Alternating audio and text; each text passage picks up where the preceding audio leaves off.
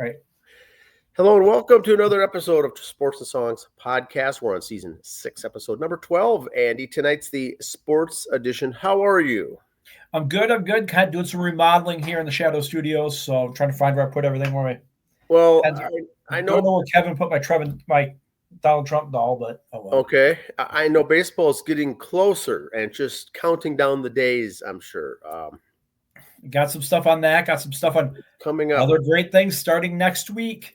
NASCAR. Vroom vroom. That's right, baby. So today is January 27th, 2025. Yeah, next time we do this show, it's going to be February already. So that's right. Let's start off with the trivia question, and we'll jump into the sports. Fire away. Here's the trivia question, Andy. It's NFL related. Not my strong suit, but I'll see what I can do. It is a career stat. Okay. The number one NFL wide receiver, the number one player of all time over the age of 40 in reception yards. Okay. Is Jerry Rice. Has the most yards in the NFL after turning 40 years old. That one I knew. Yeah. He's got 2,167 or something. The question is, who's in second place? Ooh. Second place. I'll give you a hint. It's not Marvin Harrison. It's not Marvin Harrison. It's not Marvin Harrison Jr. either, is it? Wow. No. That'll be a while. Okay, here we go. Here's my 5 cents worth here. Let me get my chair comfortable here. Kevin was sitting in it, screwing around with it. Okay. First of all, Dan, let's talk a little high school wrestling. You and I both went to different matches last week. Yes. I was at the Tri here in town. No disrespect, but Watertown took care of Randolph, no problem. Then it was against Scott West. Rockford. I'm sorry. Rockford. Yep. Just shut him out. Then I got Scott West. Ran into Coach Mike. Coach Mike was there with his entourage. Wow. Yeah, so, he was there, some of his friends, so half of Lydia wasn't available that night. They were all there. And it helped catch me up on some of the rules. I wasn't sure. One thing came up where one of the matches, our guy wasn't there, so we threw some JV guy, sacrificial kid to the lamb. Yes. He got pinned, and I asked Larry, said, why would you do that? I mean, to give the kid experience. And they go, a forfeit is 6 points anyway. Maybe he could make it 3 and not get pinned, and it's only 5. It's worth a shot. And the kid gets a little experience. Oh, okay. Now I learned something new that night. Interesting. Because we're here to educate, so I'm passing that on. Yes.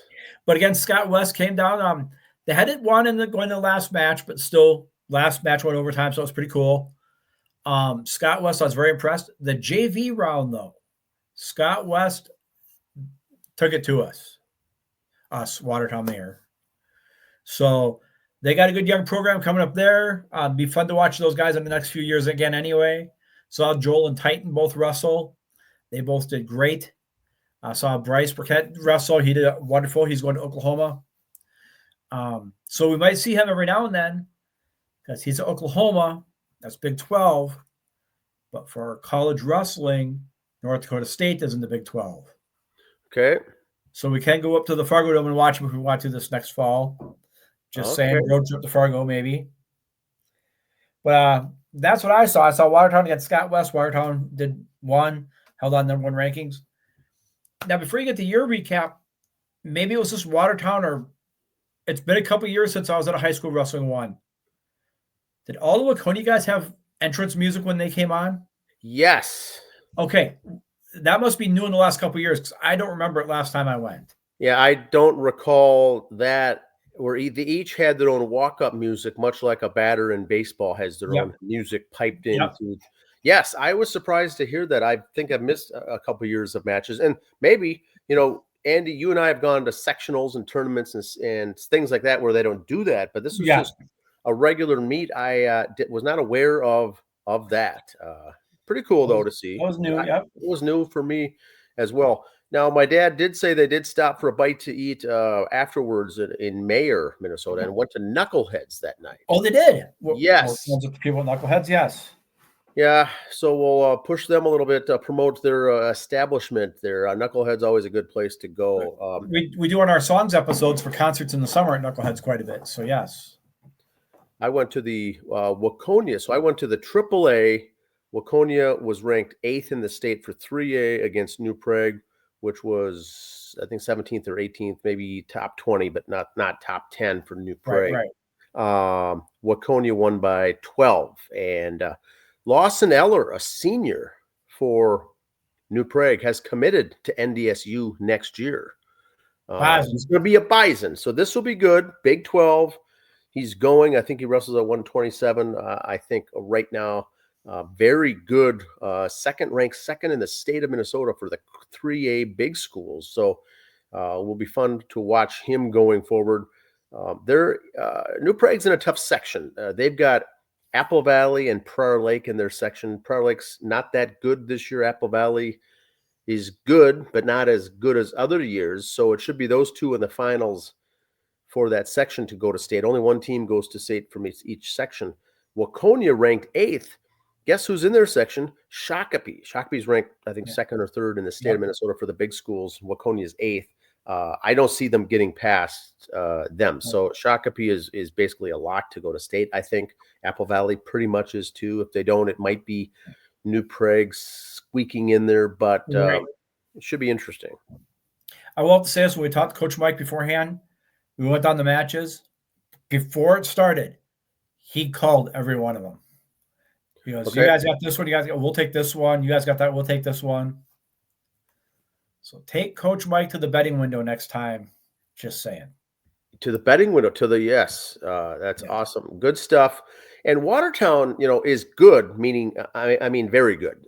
They've got 3 guys ranked 1 in the state in Class 2A. They're the number 1 ranked team.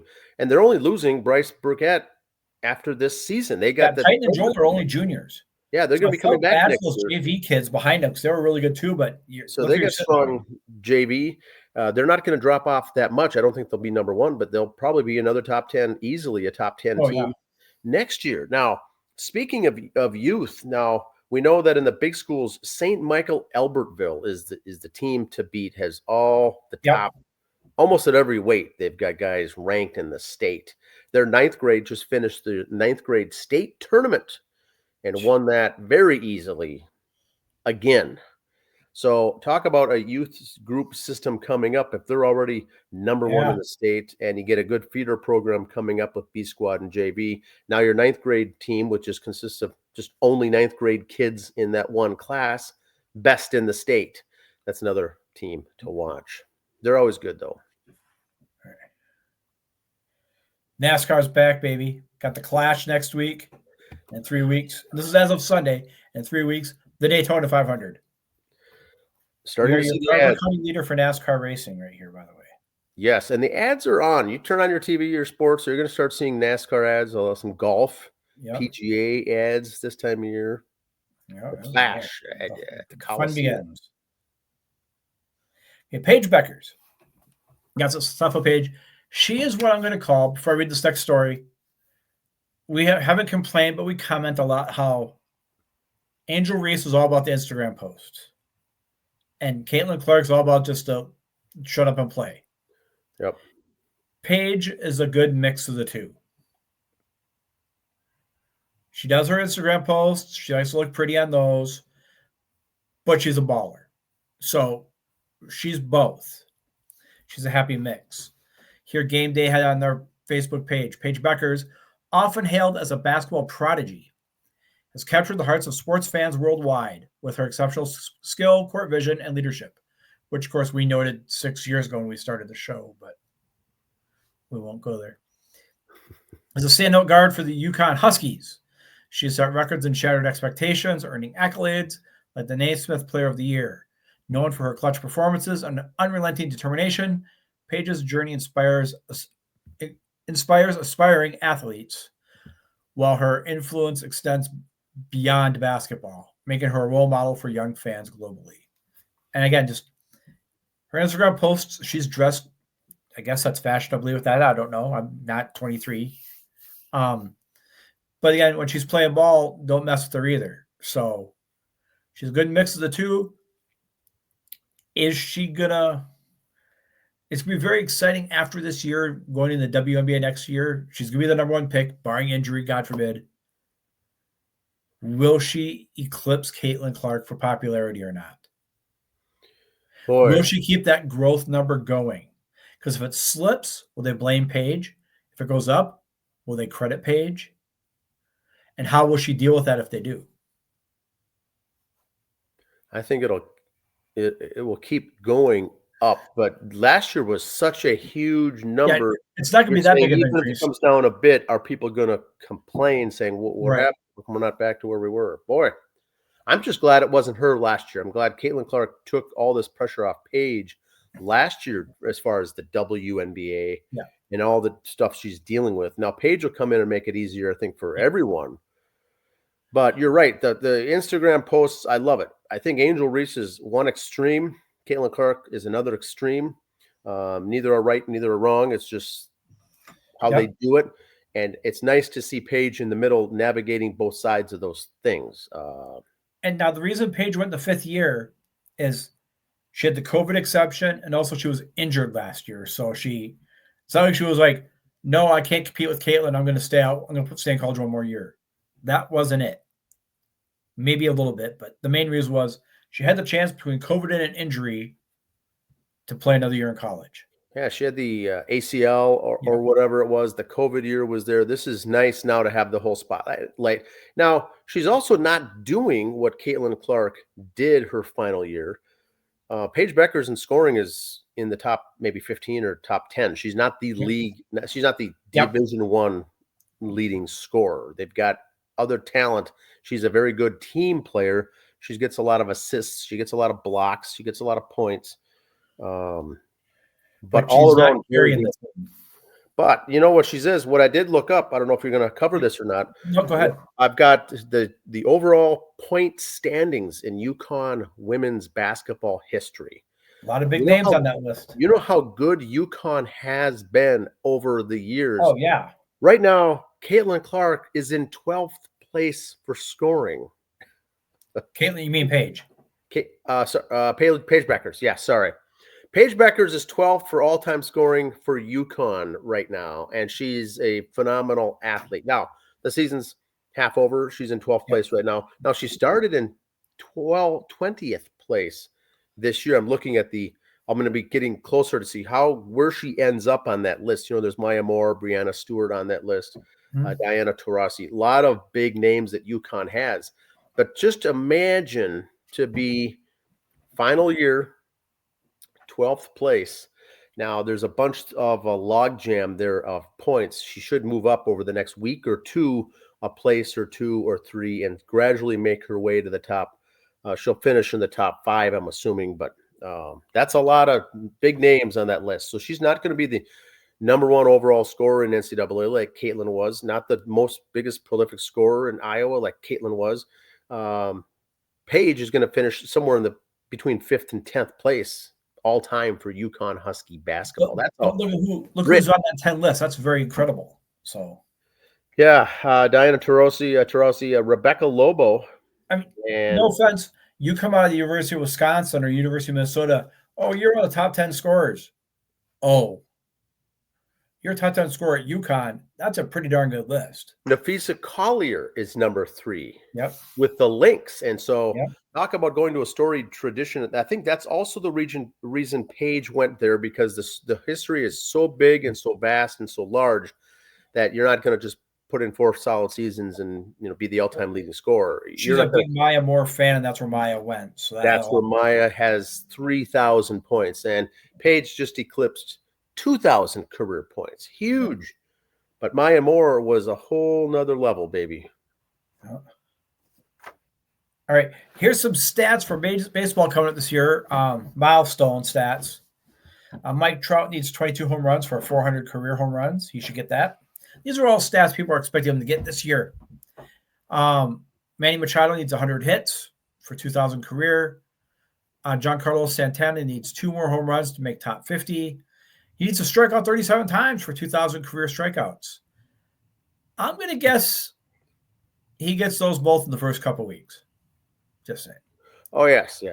Freddie Freeman needs 14 doubles for top 50. Sterling Marte, they list us the Mets still, but that's just on paper. Needs 9 stolen bases for top 100 all time. Paul Goldschmidt with the Yankees. That's just hard. That hurts to say. Wow. Needs 38 home runs for 400. I don't know if he'll get 38 this year. I mean, he's a lefty in Yankee Stadium, but still. Verlander and Scherzer are both close to 3,500 Ks. Kaylee Jensen needs 31 saves for top 3 all time. Not signed right now, so I don't know how that's going to happen. Anthony Rizzo needs to get hit by the pitch 8 more times for top 7. And Bruce Bochy needs to be thrown out 7 more times for top 5. Wow. Bruce Bochy might do that this year, too. You never know. It could happen. That's fun to watch these, though. Milestone watch. Now, they had this list up here, too. The best teams with GOAT fans. These were based on fans. And the Rangers, the Yankees, and Cubs. Okay. Some of the nicest fans you'll find, other ones. They put the Twins in this category of you can't help but feel bad for them. Good fans, though. Wow, that was kind of a shot. But then the Mets fans, now, I need a little help with this. Annoying assholes who act like their team has won the damn thing recently or at all. Am I that way about the Mets? No. I must be the exception to that rule. And a lot of the Mets guys I met there when they were here a couple years ago, I didn't feel that either. We're just proud of our team. We don't walk around like they've won it. We're just really proud of them. There's a big difference there. We're not like the Yankees fans who walk around going, 27 titles, baby. You know. Yeah, Mets fans do love their baseball. But, yeah, Yankee fans are just the worst. We got our 2 titles and we're happy. So there. All right, the Mets did reveal their new Saturday uniforms, which kind of look like the road uniforms from '87 with the New York and script. They're only going to be blue, not gray. So I kind of like it, I guess. I don't know. It'll grow on me, I think. And are they just at home or they're just? It just be their Saturday road uniforms or something like that. Yeah. Okay. All right. This is the best take ever. I'm going to do a couple football bits here. LASIK.com puts on their Twitter, better vision, better calls. Still literally officiating all NFL refs, free LASIK. Oh, that's awesome. That's not a rip on the Chiefs. That's just saying, let's do this. That is great. But when Pro Football Talk puts up, it's time for the NFL to ditch the imperfect process of spotting a ball in a scrum and fully embrace technology to determine whether the ball got to where it needs to go. Now, let me skip ahead to a thing. Tennis. If you ever watch tennis, they have this instantly. They have this. It's wild to me that tennis has the kind of technology to rule a ball in or out, but the multi-billion-dollar company like the NFL still relies on old dudes carrying 2 sticks and a chain and to blow calls and ruin games. You can't put something in a football and figure this out now? Well, there should be the microchip or something in the ball. Whatever tennis does for this, why can't football do that? The multi-billion-dollar sport, instant answer right now. Tennis, you watch tennis. They have this now.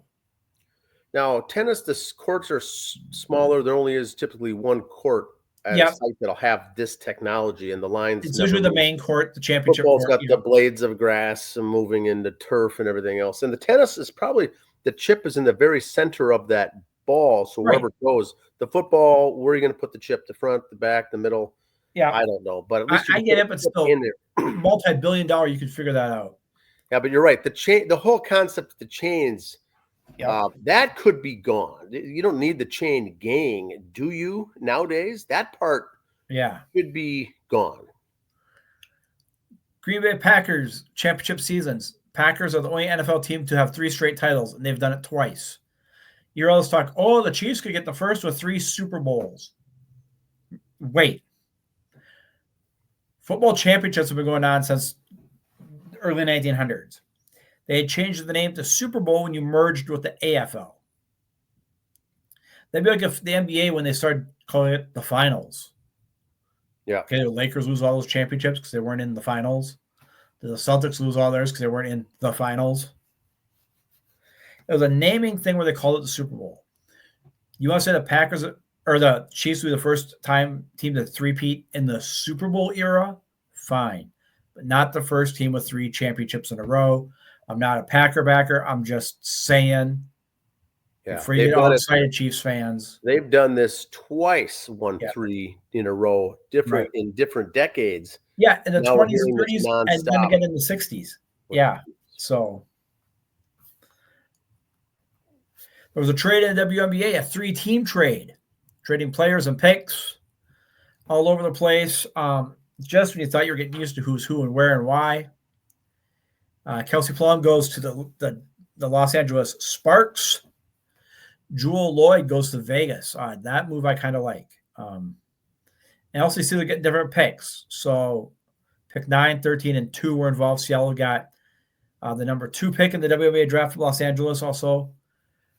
So when the draft comes up this year after college, this will all be thrown in there with the different players being moved around. This should be fun. This draft this year I'm very excited for. Like I said, Paige will be going number 1, barring injury. Now Seattle has the 2 pick. Who knows who's going to go there, depending on how they come out. Should be exciting. And Seattle had all the issues with the management or the coaches or the players or the clubhouse, or the locker room. They had all that issue. And that's why Jewel Lloyd wanted out. I went on the record to say I think she's going to go to Golden State. That didn't happen. So just mark it on today's show that I was wrong, Andy. Oh, I know. I know you're wrong. Because it's been before. It's not the first time. No, that's the first time this week, though. It's the first time this week you've been wrong. But it's only Monday, so it's tough. Yeah, you got that out of the way. You got that error out of the way. We're done. Yes, but that's a good trade right there. All three ways. And Coach Willard Ikola, Edina hockey coach, Olympic goalie in the past. Coach passed away this week. I personally, going to high school at Minnetonka back in the day in the 80s, Minnetonka-Edina rivalry. Willard Ikola was coach of Edina. You're in high school, lots of bad things said about Willard Ikola crossed to my lips through the high school years. But it was all in the name of sport. All in the name of sport. What he did for high school hockey and college hockey at the time, just incredible. He still had a big influence on the Edina schools till his last days. High school hockey this year at the tournament, if they don't make an award or a name or something after Willard Ikola, it's a mistake. Great man, big loss. Sorry, Edina fans, for your loss. He was a great person. He did a lot for your program. And I am kind of glad I got to be in high school when he was still coach there and see that and see the coaching and everything else going on. Wow. Very they should have something named after him. It's got to be a slam dunk. I would assume that do something like that. But or if the high school coach of the year award isn't named the Willard Ikola award now or something, which is sad. Yeah, wait for the guy to pass. It'd be cool to have hey, they named it after me. I'm still alive. Cool. I could present the first couple. Yes. But that's what I got. I just want to say also, the NFL, nobody got what they wanted for the Super Bowl. I don't hold things back. There's plenty of room on the baseball bandwagon. Come on over and enjoy with us. Cubs will be the first team, pitchers and catchers, reporting February 9th. Mid-February to late February, the first games start. Spring training games on TV. I heard the Twins TV package came out. It's like $100 for the package. I don't know how that would affect. I'm not a paid endorsement guy. I'm a T-Mobile phone guy. Part of the deal with T-Mobile is you get MLB Network for free every year. I get MLB Network. You pick your favorite team. I pick the Mets. Hence, I get all the Mets games to watch for free. Okay. It doesn't matter if the Mets games are on. They're channel 11. If it's on SNY, if it's a local broadcast game for the Mets, I can watch it for free on MLB Network. I don't know how the Twins one will work if you have a T-Mobile or your cell phone provider offered free this. If they said, hey, Andy, for $100 you can watch all the Mets games, I'll say I'll read about it in the paper the next day. Thank you very much. I love my team, but not because baseball games, that's the great thing about them. 162 games at night over a 200-day period. I bet you on the 162 games, I saw 5 minutes of each one of them, maybe. You catch a little bit at night when you get home. You start watching it, then you gotta go do something else. Things come up. I'm not gonna pay $100 for that, though. I'm not gonna pay $5 for that. Yeah. I'm cheap. Sorry. So I don't know if they're going to have plans packaged or bundled in like that. I didn't read anything. Yeah, I just heard $100 for the season, so I don't know if they'll change that as things go on, like weekend games, weekday games, whatever. Right now, all that I know is that it's $19.99 a month for all the games, and that'll automatically keep renewing. So if you pay the whole season goes along, it's $120, or you pay the one-time fee of $99 or $100, and you get the whole season. So Yeah. you can prepay and get $20 off or a month free or something. But really, it's $19.99 a month, so people can jump on and get it for a month or 2 months or 3 months, and then back off if they're doing bad or not doing well, and if you don't like it, if you're not using it. You all wait and get it at the end to watch the playoff push. But you'll be able to get it because of the streaming on your phone, your tablet, your laptop. You can be traveling on a vacation to watch the game. You could be at home and watch the games, whether they're you don't have to wait to see if certain games are broadcast. You're just going to get iMac. You can watch it. So I think some people are going to like that. Some maybe no. Last year they had the problems with Bally and FanDuel and all these things were going on at the same time, and so there was no games. Then the ones who did have games bought packages. And I think that there was also some blackouts that you couldn't get the games. Now, I can't get the Mets games on MLB Network if it's on ESPN or Apple Plus or something. I can't get those games. Gotcha. So there might still be the same thing. I just get the games that are on SNY or Pix 11, their local package. Okay. If it's an ESPN game, Apple Plus game, Fox game of the week, I can't get it. And they've got their new website and everything for the broadcasting. I think it's MyTwins or mytwins.tv or something. So for the big fan, I know I'm not going to be getting it or watching it, and I consider myself a fan. But for those of you who have a cabin up north or you travel a lot in the summertime, now you just pay once. Now you log in wherever you are and you get it rather than trying to get cable TV or whatever. Right. At multiple locations. So you can get it and you can stream it. So you're logging in and watching it anytime you want to watch it. So that'll be interesting. Other markets, the one they did with the Twins is exactly mirrors, I think, 2 or 3 other teams. So they're doing it same as that bucket of teams. They're all going to be the same. The teams that have that are like Arizona and Colorado. So it's like that's what I think it was. Yes. They're not really winning teams. Not that the Twins are a winner, but they're a division contender all the time. So I think the best thing is this. I think that this first year will be a test, a trial, a beta, if you will. And if you have any questions or concerns about it, I'm sure the rates will come down or go up or whatever they'll do next year. They'll work out all the bugs because now they have their own broadcast team. Well, broadcast announcers, and they're not working with Fox or Bally. They're called the Twins broadcast team. But see, they've tried this in the past. They tried it with Midwest Sports Channel. And then the Fox, which was all the things. I don't know how long. Remember they had Victory Sports, and that lasted 3 weeks? Yeah, that blew up real fast. So all these things radio network failed on the TV side now because it's streaming. I think they're backed by MLB.com. Yes. So it's not gonna fail. I don't think it's not gonna go belly up like these other companies did. But the MLB could pick it up if it's not buying. Going, hey, get MLB package. We'll take care of you if it falls. And probably when you get the package, it'll probably come with something else as well. Something will probably be bundled in there, and you don't know what it's going to be. But we'll have more on that when it comes out. But yeah, the teams will be reporting here soon. We've got a trivia question. Anything more for sports, Andy? Just said baseball's starting up NASCAR, so you'll hear us talking more about those coming up as spring training and the Clash is NASCAR spring training, I guess. We'll hit high school sports more too. This weekend at Valley Fair was the Minnesota Hockey Day outdoors.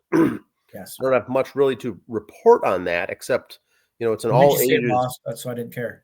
It's an all ages thing. There's high school. There's everything going on there for like 2 whole days of things. So, and the weather, I guess, was relatively good. So. Yeah, they do a couple high school games.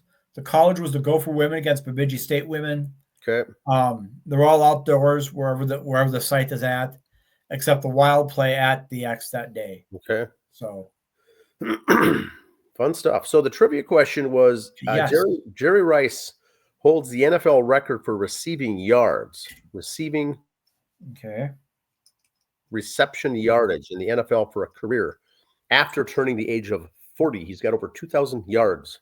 After turning 40 years old in the NFL, holds the record. The question is, who's in second place, Andy?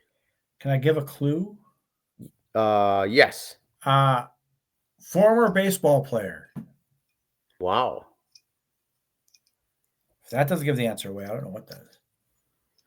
It would be Tom Brady. Tom Brady, a quarterback, is number 2 in the all-time list for reception yardage after turning 40, Andy. And how many yards is it? I think he had like 6 or something like that, or 9.